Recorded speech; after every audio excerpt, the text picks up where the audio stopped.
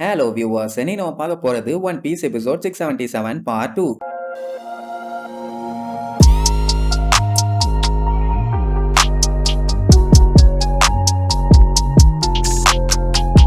Open பண்ணா போன பார்ட்ல பொம்மையில இருந்து எல்லாம் நார்மலா மாறினாங்கல்ல. அத்தனை பேருமே அவங்க ஃபேமிலி கூட சந்தோஷமா என்ஜாய் பண்ணிட்டு இருக்கும்போது திடீர்னு அந்த இடமே பயங்கரமா அதிரும். என்னடான்னு பார்த்தா அந்த டோஃப்ளமிங்கோட ஆளுகள்லாம் புழுதியை கிளப்பிட்டு சும்மா மின்னல் வேகத்துல ஓடி வருவாங்க. போச்சு, மக்கள் எல்லாத்தையுமே வச்சு செய்ய போறானுங்க, இனி எல்லாத்துக்கும் சங்குதான்னு பார்த்தா அவங்களுக்கு பின்னாடி அந்த காட்டு விலங்குகள்லாம் கொடூரமா அவனுங்களை விரட்டிட்டு வருது. ஏன்னா அதுங்க பொம்மையாக்கும் போது அதுல படாத பாடுபடுத்திட்டானுங்க. அதான் வெறியில வச்சு செய்யறதுக்காக வெறி கொண்டு ஓடி வருதுங்க. இந்த டைம்லங்கும் போது எங்களைய காப்பாத்துங்கோ காப்பாத்துங்கோன்னு கத்திட்டே வருவானுங்க. இனி இவனுங்களை எவனாச்சும் காப்பாத்துவானுங்களா? காலவாரி தான் விடுவானுங்க. கொஞ்ச நஞ்ச ஆட்டமாடா போட்டீங்க குய்யாலைகளா. சரி, இப்ப அவனுங்களை அட்டாக் பண்ண வரும்போது இடையில அந்த நார்மல் மக்களுமே சிக்கி சின்னாபின்னமாக வாய்ப்பு இருக்குது இல்ல. அதனால அடிச்சு புரண்டு எஸ்கேப் ஆகி ஓடுவாங்க. மெயினா அந்த ஒன் போக்கோ ஃபேமிலி அவங்க ஓடுறாங்கன்னு பார்த்தா அவங்களுக்கு ஈக்குவலா இவனுங்களும் ஓடி வருவானுங்க. அப்ப அந்த ஒன் போக்கோ ஆளு பார்த்துட்டு டேய் நீயாடான்னு அவனை பார்த்து பயங்கரமா காண்டாவானா. அவனுக்கு இவன் யாருன்னே தெரியல. நான் தாண்டா ஒன் போக்கோ, என்னைய ஒரு நாய் பொம்மையா வச்சு வெளாசு வெளாசுன்னு வெளாசி தள்ளிங்களே, ஞாபகம் இல்லையான்னு சொல்லி கேட்பான். என்ன பண்ணிருப்பானுங்கன்னு பார்த்தா ஃபேக்டரிக்குள்ள வெயிட்டு தூக்க விட்டுருப்பானுங்க.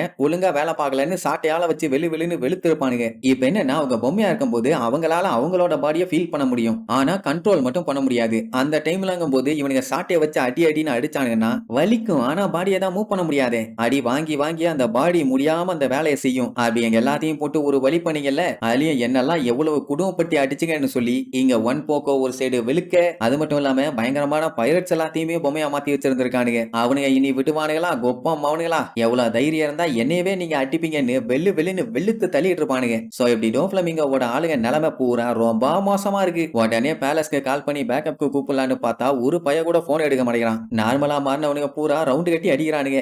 எவனை எப்ப இவனுங்க அடிச்சானுங்கன்னு ஞாபகமே இல்ல. ஏன்னா போற வர பூமியெல்லாம் போட்டு வெளுன்னு வெளுத்தானுங்கல்ல. ஒப்பம் அவனுங்களா உங்களோட சேர்த்து அந்த டோஃப்ளமிங்கோ தோலையும் உரின்னு உரிக்கிறேன்டான்னு சொல்லி பொல்லந்து கட்டிட்டு இருப்பாங்க. இப்படி லைவ் அங்க நடக்கிற சம்பவம் எல்லாத்தையுமே இங்க பஃபல்லோ போன்ல கேட்டுட்டு டேய் என்னடா பஞ்சாயத்து, சீக்கிரம் சொல்லுடான்னு கத்திட்டு கிடப்பான். அதான் பிரச்சனைன்னு தெரியுது இல்ல. உடனே என்ன ஏதுன்னு போய் பார்க்க வேண்டியதானே. போன்ல விசாரிச்சுட்டு இருந்தா அவன் என்ன அயல் நாட்டிலயா இருக்கான், ஒரு 3 ஃப்ளோருக்கு கீழே இருக்கான், அங்க போக முடியாது. டர்ட்டி டாக்ஸ் நிறைய சொர்ணாக்கா மாதிரி வைலண்டான லேடிஸையுமே மாத்தி வச்சிருந்திருக்கானுங்க. அவளுக்கு ஒரு சைடு தூக்கி போட்டு மீப்பாளுங்க. எப்படியா அடுத்தடுத்து ஒவ்வொரு இடமும் கலவரம். அது மட்டும் இல்லாம நிறைய பேர்த்தோட ஃபேமிலிக்குள்ளேயே குழப்பம் வந்துருச்சு. ஏன்னா இப்படி ஒருத்தங்க இல்லன்னு நினைச்சு அவங்க அடுத்தடுத்து வேலையை பார்த்த உடனே இப்ப மறுபடியும் அவங்க வந்திருக்காங்க போது அவங்க நார்மலா 10 வருஷம் லீட் பண்ண லைஃபே டோட்டலா மாறுது. ஆனா என்னதான் இப்படி பல குழப்பங்கள் ஊருக்குள்ள இருந்தாலும் அவங்க எல்லாத்தோட ஒரே நோக்கம் அந்த டோஃப்ளமிங்கோவை எப்படியாச்சும் பொலன்னு பொலந்து கட்டணும். ஏன்னா நல்லவன் வல்லவன் ஹீரோ பீரோன்னு சொல்லி இவங்க எல்லாத்தையுமே நல்லா ஏமாத்திட்டான். ஆனா மக்கள் சில பேர் அவனை நல்ல கிங்னு நம்பிட்டு தானே இருக்காங்க. அத சொன்னதுக்கு அட லூசுகளா, லூசுக்கு பிறந்த லூசுகளா, அவன் தான் உண்மையான டெவில்.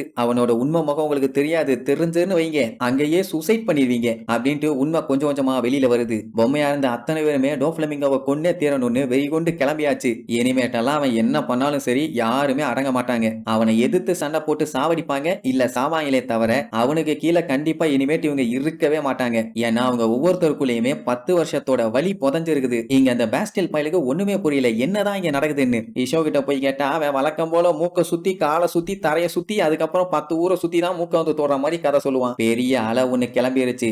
இனிமேட்டு அதை யாராலையுமே தடுக்க முடியாது. இந்த கண்ட்ரில எனக்கு டார்க்னஸ் இருக்குன்னு தெரியும், ஆனா இவ்வளவு டீப்பா இருக்கும்னு நான் கொஞ்சம் கூட எதிர்பார்க்கவே இல்லை. இதுக்கப்புறம் என்ன நடக்கும்னு சொல்லவே முடியாதுன்ட்டு அப்படியே மேல சூரியனை பார்ப்பான். அதே டைம் கீழே இருக்க அந்த ட்ரேட் போர்ட்டை காட்டுறாங்க. அங்க பயங்கரமான சண்டை போயிட்டு இருக்குது. ஏன்னா அங்க பொம்மையா மாத்தி வச்சிருக்கிறது சாதாரண ஆளுங்க இல்ல, எல்லாம் அந்த சண்டைக்கு வந்தவனுங்க. அவனுல சும்மா போய் நோண்டினாலே 3 நாளைக்கு மோசம் போற அளவுக்கு அடிப்பானுங்க. இதுல அவனுல பொம்மையா மாத்தி முக்குன்னு முக்கிற அளவுக்கு அடிச்சிருக்கானுங்க. இனி விடுவானுங்களா என்ன? அவனுக்குள்ள அடிச்சுக்கிட்டாதான் அது கேமு. மத்தவனுங்களை அடிச்சானுங்கன்னா அவ்வளவுதான் மாமு. சோ இப்படி எல்லா இடமுமே டோஃப்ளமிங்கோ ஆளுங்க எல்லாத்தையுமே தொவன்னு துவச்சி கிழிச்சு நாரா பிரிச்சு மேய்ஞ்சிட்டு இருக்காங்க. இந்த டோஃப்ளமிங்கோட அவ்வளவு பெரிய கோட்டை இன்னைக்கு அந்த சின்ன பொண்ணால மொத்தமா சரிஞ்சு போச்சு. சோ இப்ப எல்லாருமே டோஃப்ளமிங்கோவை எதிர்த்து கோஷம் போட ஆரம்பிச்சிட்டாங்க.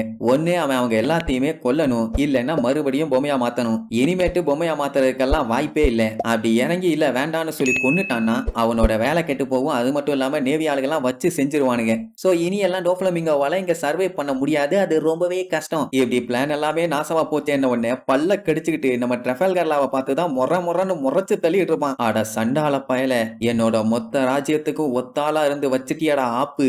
எப்படி இவன் அதை பண்ணான்னு புரியாம முறைப்பான். ட்ரெஃபால்கர் உள்ளுக்குள்ள சந்தோஷம் தாங்க முடியல. ஆனா வெளியில காட்ட மாட்டான். எல்லாத்துக்குமே கெக்க பெக்க பெக்க கெக்கன்னு இழிச்சுக்கிட்டு இருந்த டோஃப்ளமிங்கோ உச்சக்கட்ட கோவத்துக்கு போய் அந்த குப்பைகளை கொல்லாம விட மாட்டேன்னு கொலவெறியோட கத்திக்கிட்டு இருப்பான். அந்த டைமுங்கும் போது கைரோஸோட மெமரிஸ் எல்லாம் அவங்க ஃபேமிலி ஆளுங்க எல்லாத்துக்குமே திருப்பி வந்துரும். அவங்க எல்லாத்துக்குமே பயங்கர ஷாக்கு. அது மட்டும் இல்லாம அத்தனை பேர்த்தோட மண்டையிலையும் அட் அ டைம்ல அந்த ஃபேமிலி சாங் ஓடும். அப்போங்கும் போது தான் கைரோஸ் கொஞ்சம் கொஞ்சமா நார்மல் ஆகிக்கிட்டே வருவான். எல்லாருமே நார்மல் ஆகி 10 நாள் ஆகுது. இப்பதான் பையன் ஆயிட்டு இருக்கான் போல. பட் அந்த மெமரிஸ் எல்லாம் திருப்பி வருது இல்ல. கிங்குக்கு அந்த கைரோஸோட மெமரிஸ் வந்த உடனே எல்லாத்தையுமே யோசிச்சு பார்த்துட்டு இருப்பாரு. வயலட்டுக்குமே கைரோஸ்னு ஒருத்தன் இருக்கான்னு இப்பதான் ஞாபகம் வருது. இவங்க எல்லாருமே இப்படி ஃபீல் பண்ணும்போது மெயினான ஆளு ரெபேக்கா, அவளுக்கு எல்லாம் எப்படி இருக்கும்? இதுல கொடுமை என்னன்னா நம்ம கைரோஸ் பொம்மையா மாறினதுக்கு அப்புறம் கிங்க காப்பாத்தி இருப்பான். அதுவும் ரொம்ப கஷ்டப்பட்டு. அவர்கிட்ட நான் தான் கைரோஸ் அப்படி இப்படின்னு எவ்வளவுதான் சொன்னாலும் கைரோஸா எந்த கைரோஸும் எனக்கு தெரியாதுப்பா, எனக்கு தெரிஞ்சதெல்லாம் ரெட் ரோஸ் தான். ஆனா நீ பண்ண உதவிக்கு ரொம்ப ரொம்ப நன்றி அப்படின்னு ஒரு 3வது மனுஷன் கிட்ட பேசுற மாதிரியே பேசி போயிட்டு வான்னு பத்தி விட்டாரு. இப்பதான் மனுஷனுக்கே புரியுது கைரோஸ் யாருன்னு. நம்ம மருமகனையே யாருன்னு தெரியலன்னு சொல்லிட்டேமேன்னு பயங்கரமா ஃபீல் பண்ணிட்டு இருப்பாரு.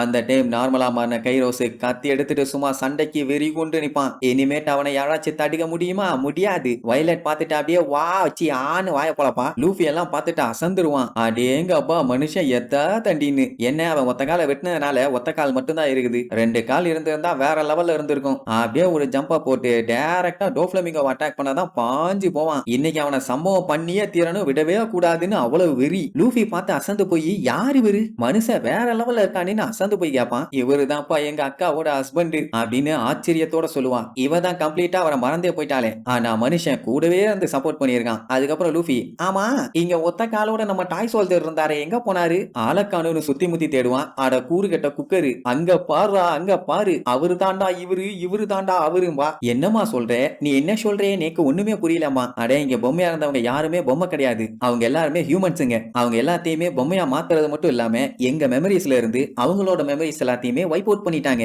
அந்த டெவில் ஃப்ரூட் யூசரான சுகரை நம்மளுங்க எல்லாருமே வச்சு செஞ்சுட்டாங்க. அதனால தான் அவங்க எல்லாருமே நார்மலா மாறிட்டாங்க. அது மட்டும் இல்லாம அவங்களோட மெமரிஸ் எல்லாமே எங்களுக்கு திருப்பி வந்துருச்சுங்கிற மாதிரி சொல்லுவான். அங்க பார்த்தா கிங்கு மெமரிஸ் எல்லாம் வந்ததுக்கு அப்புறம் குவா குவான்னு கதறி கதறி அழுதுட்டு இருப்பாரு. சரி மனுஷன் திருப்பி நார்மலா வந்துட்டானே, இவரு தான் கிங் ரிக்கோ ஆர்மியோட ஃபார்மர் கமாண்டர் கைரோஸ். இவருக்கு என்னைக்குமே தோல்வியே இல்ல. கொலோசியம் வரலாற்றிலேயே one of the strongest gladiator. இவரை பார்த்தாலே அத்தனை பேரும் நடுநடுங்கி போயிருவாங்க. அப்படி இப்படின்னு பயங்கரமா பில்டப் பண்ணுவாளா. லூஃபி தான் ஆல்ரெடி இவரோட சிலையை அங்க பாத்துருக்கானே. ஓ அந்த சிலை அவருதானா, அருமை அருமையுமா. அண்ட் ரெபேக்கா இவரோட பொண்ணுதான்னு சொல்லுவாளா. அவனுக்கு கடுப்பாயிரும். பின்ன அதை பத்தி எல்லாம் அவன் எதுவுமே இவங்கிட்ட சொல்லல. அட மண்டூகமே, அதான் நான் முன்னாடியே சொன்னல எல்லாரோட மெமரியுமே அவங்க எரேஸ் பண்ணிட்டாங்கன்னு.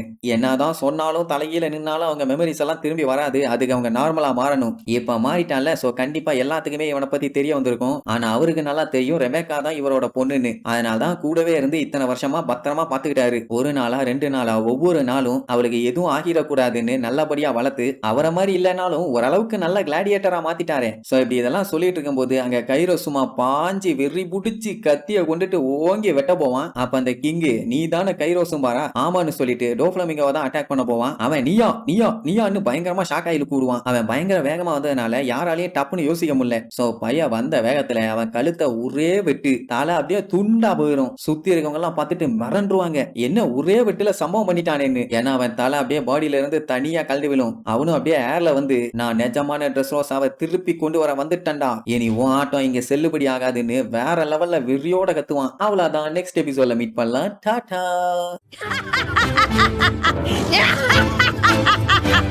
Yeah!